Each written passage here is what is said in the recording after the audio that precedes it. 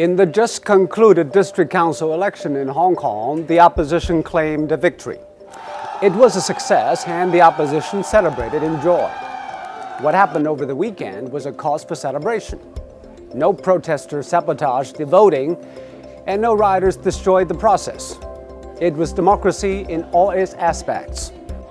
Community-level councillors do not yield much power, but probably the opposition camp is already over the election. They're not in power in Hong Kong, but they want to. What worries me is that power is the only thing they want.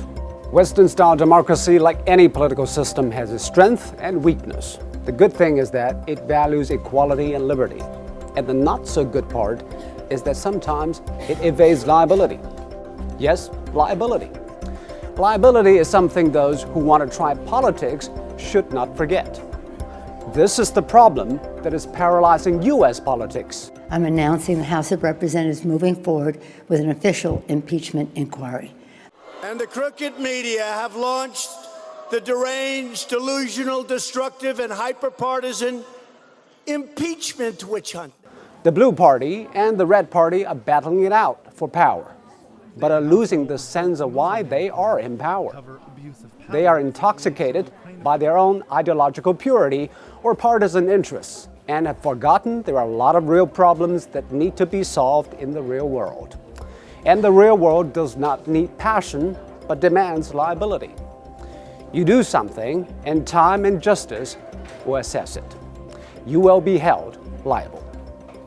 Let us hope the opposition in Hong Kong realizes this. Any political system needs to land in reality, that the opposition get that.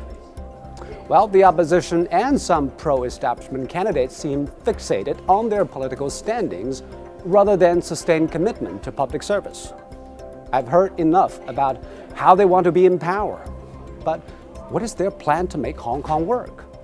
To redistribute wealth that satisfies both the rich and the poor, to grow the economy in light of its strength and in spite of its weakness, to be a vibrant part of China and a proud special administrative region.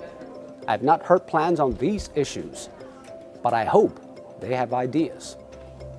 You better have a better plan than those you oppose. Otherwise, being in power is more dangerous than fighting for power. Some of the opposition leaders are young, and they seem to like games. In fact, they are playing games out on the streets in the real world.